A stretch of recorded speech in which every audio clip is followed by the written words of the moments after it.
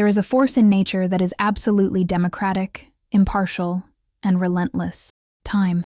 For most people, growing old is a harvest season, a time to look back and see bonds built, memories solidified, and an identity that goes beyond the mirror. But for the narcissist, the clock isn't a marker of wisdom. It's a timer on a bomb that is about to explode. Have you ever wondered why that person who used to be magnetic, vibrant, and full of energy seems to transform into something much darker, more bitter, and paradoxically, more dangerous upon crossing the threshold of maturity? Aging is the narcissist's greatest enemy because it strips away, one by one, the tools they have used their entire lives to validate their empty existence. If you are dealing with a narcissist entering the senior phase of life, you are likely noticing that the manipulation hasn't ended. It has simply changed form, becoming more acidic, more desperate, and much harder to ignore.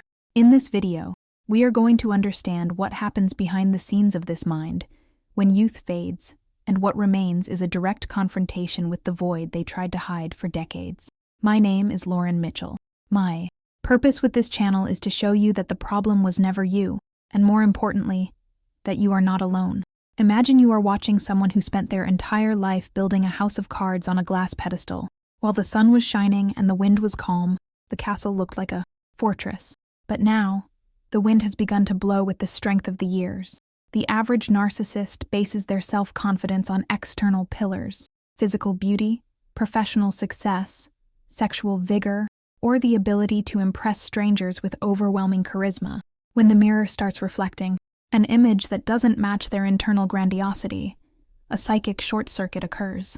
You begin to notice the narcissist becoming obsessive about their appearance in an almost pathological way, or else they dive into absolute denial, acting as if they were still 20 years old, which creates deeply embarrassing situations for those around them. The stage of conflict here is the loss of control over their own narrative. Before, they could seduce new supplies with ease. Now, the effort to maintain the mask requires an energy that their body no longer possesses. You feel that living with them has become a minefield, where any mention of the future, health, or the passing years is interpreted as a personal attack. The narcissist does not accept finality, because accepting the end means accepting that they are human, ordinary, and vulnerable. 3 things they spent their entire lives trying to prove they are not. This deterioration begins with the aesthetic mask pillar. For the somatic narcissist, the one focused on the body and seduction, aging is a social death sentence. They lose what we call attraction capital.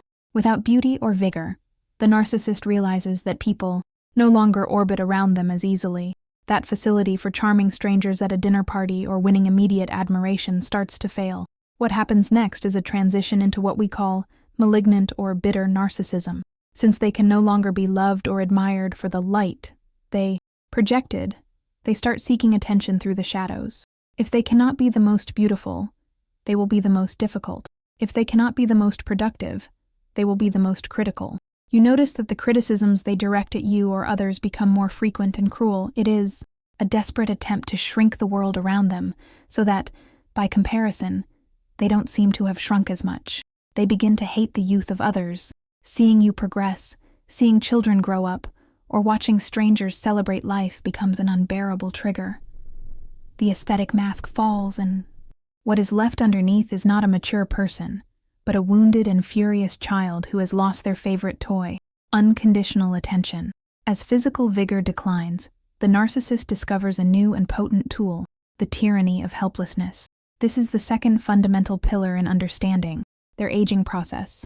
If before power came from strength, now it will come from weakness. The elderly narcissist quickly learns that illnesses, aches, and physical limitations are super supply. They use their own health as a leash to keep people close. You feel guilty for wanting a life of your own, while he is so sick, or she is so old. But observe closely. Illness does not generate in them a sense of humility or gratitude for the care they receive. On the contrary, it generates an exacerbated sense of entitlement. They become impossible patients who mistreat caregivers, children, and partners, using vulnerability to punish those nearby. This is the hypochondriac narcissist. They exaggerate symptoms to cancel other people's plans, and to ensure the family's focus never leaves them. If you try to set a boundary, They accuse you of being heartless, of abandoning someone in their moment of greatest need. Helplessness is not a condition. It is a strategy for maintaining power. They trade the king's pedestal for a martyr's throne, and from that throne, they continue to rule over your peace of mind through fear, obligation, and guilt. The third pillar, and perhaps the darkest, is the construction of what we call the narcissistic winter. Over the years, the narcissist's social circle tends to shrink drastically. Friends drift away because they tire of the one-sidedness. Partners divorce or pass away. Children often opt for zero contact as a survival measure. The narcissist ages in an isolation they cultivated themselves, but which they interpret as a global conspiracy against their greatness. Paranoia sets in.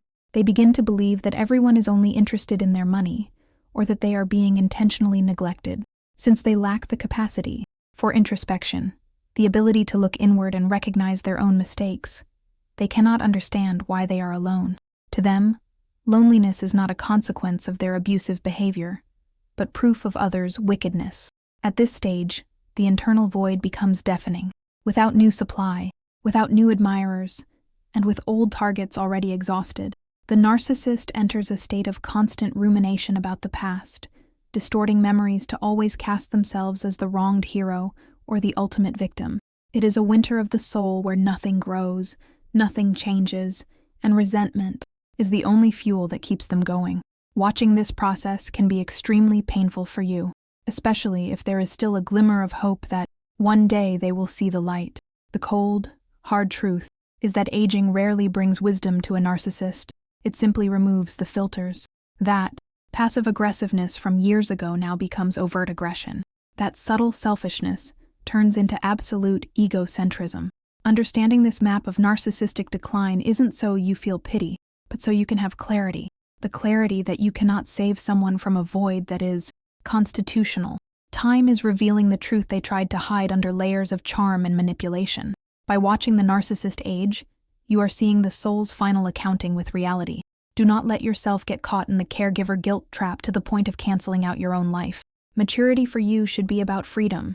For them, unfortunately, it is about the weight of masks that have become too heavy to carry. When you understand that their bitterness is not your fault, but the end result of a life without empathy, you finally recover the key to your own cell. Time may be passing for them, but for you, it can be the beginning of a new journey, free of shadows and full of real light. Feel free to leave your story, your venting, or even a suggestion for a future video topic in the comments below. Access the link in the description to check out my ebook and the benefits of being a member of this channel. Click on the suggested video on the screen to stay with me, and remember, you are light. Never forget to shine.